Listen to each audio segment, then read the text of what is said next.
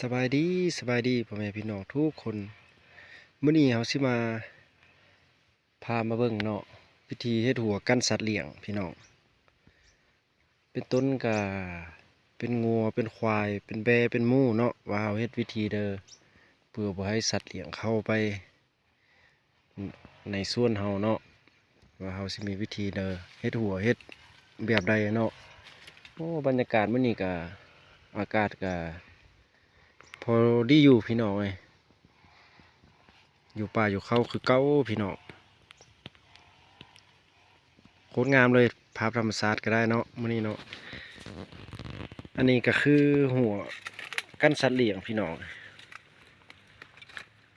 หัวกั้นสัตว์เลี้ยงซึ่งว่าในนี่มันต้นเม่นเนาะเฮาปลูกเม่นปลูกไว้เพื่อเลี้ยงสัตว์เลี้ยงหมูเฮาเฮ็ดหัวกะเฮากะค่อนข้างบ่ได้เฮ็ดดีพี่น้องเด้เขาจะตัดใหม่มาเรียนกันใส่เนาะเพื่อให้มีปล่องน้อยๆเพื่อไว้สัตว์เข้าไปพี่น้องนี่ก็มีน้ำเหล็กเป็นน้ำเหล็กเนาะซื้อมาใส่ก็ได้2-3 ปีละมื้อนี้เฮามามาเปี้ยงเนาะเปี้ยงหัวนี่เพื่อไว้ให้สัตว์เข้าไปเพราะว่าช่วงกวนน่ะมันมีสัตว์มีแบะมีหมูเข้าไปเนาะพี่น้องเราก็เลยได้มาเปี้ยงคืนเพื่อว่ารักษาเครื่องปลูกของฟังของเฮาเนาะพี่น้องเนาะอยู่ทางหลุมตามผืนดินใกล้ๆผืนดินนี่เราจะเอาไม้เลียนใส่พี่น้องให้มันตีบให้เป็นหูหน่อยๆเด้ให้มันเป็นหูน้อยๆเพื่อบ่ให้สัตว์เข้าไปเพื่อบ่ให้ร่วมหัวของสัตว์นั่นแหละถ้าว่าร่วมหัวเราก็สามารถเข้าไปได้เนาะสัตว์เนาะมีน้ำเหล็กไม้เขาก็ใส่บักทีเลยปอกซ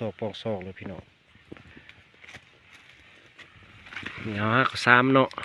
นี่เป็นตอกไม้ไผ่เอามาซ้ำคืนพี่น้องทางเบื้องลุ่มนี่ก็เฮ็ดให้มันทีเนาะจุดดีของการเฮ็ดหัวแบบนี้มันก็รับประกันความปลอดภัยเนาะสัตว์ซ่าว่าสิ่งบ่สามารถเข้าไปได้หมูงัวควายแบะเนาะเข้าไปบ่ได้พี่น้อง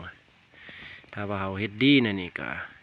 ผลปลูกเขาก็ได้รับผลดีเนาะถ้าว่าสัตว์สิ่งนี้หากได้เข้าไปเถื่อหนึ่งหรือ2 เถื่อเหรอมันก็อยากเข้าไปตลอดนั่นแหละถึงว่าหัวดีบันไดบุเข้าได้บ่อนหนึ่งเขาก็ไปดุนอีกบ่อนหนึ่งไปเพบนอีกบ่อนเนาะถ้าว่าเขาได้เข้าไปกินแล้วนะเพราะฉะนั้นเขาได้เฮ็ดกันให้มันดีๆเพื่อบ่ให้เข้าไปเนาะถ้าว่าได้เข้าเถื่อหนึ่ง2 เถื่อเนี่ยโอ้อันตรายพี่น้องสัตว์เลี้ยงนี่นะยาวพี่น้องลายสมควรหัวตัวนี้นะเลยเขาจะมัดแบบนี้เลยอยู่ทางหน้าดินนี่เขาใส่ไหมที่ขึ้นมือนี่ก็เป็นน้ำเหล็กเนาะน้ำเหล็กนี่ก็น้ำเหล็กเขาใส่3 เซนพี่น้องแล้วก็ใส่ไหมใส่มัดใส่บางก้างเนาะเพื่อรับประกันความปลอดภัยวิธีชีวิตแบบบ้านนอกเฮาเนาะเฮ็ดเดี๋ยวนี้เนาะหัวกันสัตว์เลี้ยงพี่น้องเลยถ้าว่าผู้เลอเฮ็ดไห้สามารถนำเอาวิธีแบบเฮาเฮ็ดนี่ไปนำเสนอได้เด้อเฮ็ดหัวเนาะว่ารับประกันความปลอดภัยเฮ็ดหัวแนวนี้นะหรือว่าเอาตะนางเหล็กเขาจะเอาค่ายก็ได้เนาะเป็นตะนางเหล็กโกหนึ่งประมาณ2 เซนป้ายเนาะเอานำมาใส่ก็ได้รับประกันความปลอดภัยคือกันจุดเสียของการเฮ็ดหัวในนี้อาจจะเปลืองไหมได้เนาะเปลืองงบเปลืองไหมเขาก็ได้ใส่เวลาออกยังเสียเวลาหลายสมควรพี่น้องกว่าสิเฮ็ดให้มันสำเร็จนี่นะบ่เป็นง่ายพี่น้องเลยถือว่ารับประกันความปลอดภัยสมควรเนาะพี่น้องก็สิประมาณนี้เนาะ